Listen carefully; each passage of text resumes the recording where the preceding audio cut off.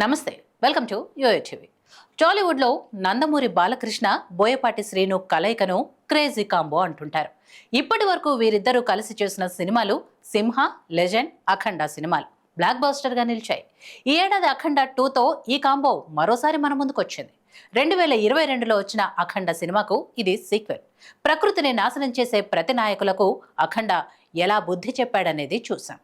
ఎప్పుడైతే అఖండ 2 అనౌన్స్ చేశారో అప్పటి నుంచే సినిమాపై అంచనాలు పెరుగుతూ వచ్చాయి. బాలయ్యను బేస్ చేసుకొని తన సినిమాల్లో ఎప్పుడు ఓ పొలిటికల్ టచ్ ఇచ్చే బోయపాటి శ్రీను అఖండ 2లో ఏం చూపించారు, సినిమా అంచనాలను అందుకుందా లేదా అనే విషయాలపై ఓ లుక్కేద్దాం. నందమూరి బాలకృష్ణ కెరీర్లోనే అత్యధిక బడ్జెట్తో రూపొందిన సినిమా అఖండ 2. 100 కోట్లకు పైగానే ఖర్చయినట్లు సినీ సర్కిల్స్ చెప్తున్నాయి. బాలయ్యను అభిమానులు, ప్రేక్షకులు మెచ్చేలా ఎలా సిల్వర్ స్క్రీన్ పై చూపించాలో తెలిసిన డైరెక్టర్ బోయపాటి అనటంలో ఎలాంటి సందేహం లేదు. అఖండ విషయానికొస్తే పార్ట్ 1లో అఘోరా పాత్రలో బాలయ్యను ఎలా చూపించబోతున్నారోననే ఎగ్జైట్మెంట్ చివరి వరకు కంటిన్యూ అయింది. దాన్ని నెక్స్ట్ లెవెల్కు తీసుకెళ్లేలా సినిమా ఉండటం, బాలయ్య రోల్ అద్భుతంగా పండటంతో ప్రేక్షకులు ఆ సినిమాకు బ్రహ్మరథం పట్టారు. మరి అఖండ 2లో అఘోరా పాత్రను ఇంకెలా చూపిస్తారు, ఏ పాయింట్ను బోయపాటి చెప్పాలనుకుంటున్నారనే ఆసక్తి అందరిలోనూ ఉంది.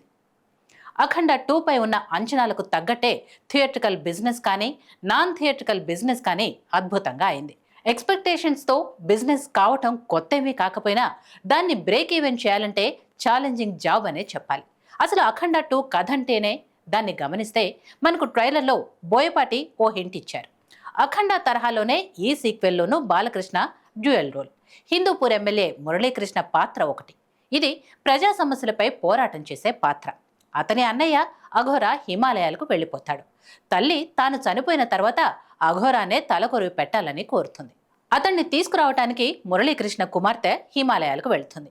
అక్కడ ఆమెకు ఎదురైన ఇబ్బందులేంటి, అఖండ ఆమెను ఎలా కాపాడాడు, అఖండను ఆపడానికి విలన్స్ ఏం చేశారనేది తెలుసుకోవాలంటే సినిమా చూడాల్సిందే.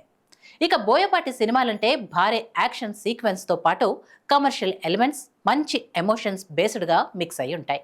అఖండ వంటి ఓ కాన్ఫ్లిక్ట్ పాయింట్ను ఆయన డీల్ చేసిన తీరు సింప్లీ సూపర్బ్.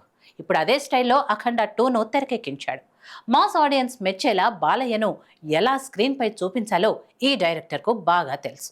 మరోసారి అది అఖండ 2తో రుజువైంది. బాలయ్యను ద్విపాత్ర అభినయంలో బోయపాటి ఎలివేట్ చేసిన తీరు చాలా బాగుంది.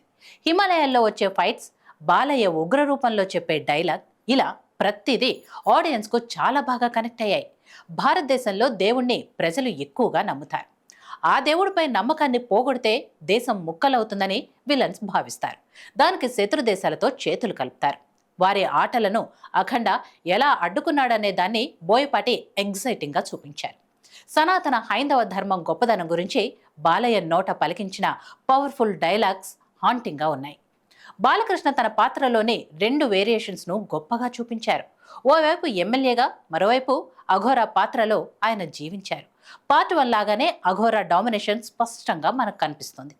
ఆది పినిశెట్టి విలనిజం అమ్మో అని భయపెట్టేలా ఉంది. అసలు బాలకృష్ణ పాత్రకు, ఆది పినిశెట్టి పాత్రకు ఉన్న క్లాష్ ఏంటనేదే అసలు సస్పెన్స్.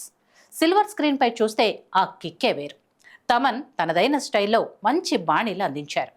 జాజకాయ పాట మాస్కు కనెక్ట్ అవుతుంది. ఇక బ్యాక్గ్రౌండ్ స్కోర్ నెక్స్ట్ లెవెల్.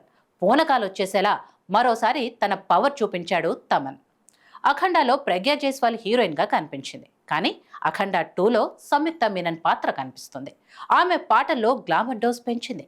అఖండలో చిన్న అమ్మాయిగా కనిపించిన పాపను ఇందులో పెద్ద అమ్మాయిగా చూపించారు.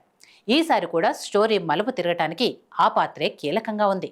హైందవ ధర్మం అనే మాట ఇప్పుడు ఎక్కువగా వినిపిస్తోంది.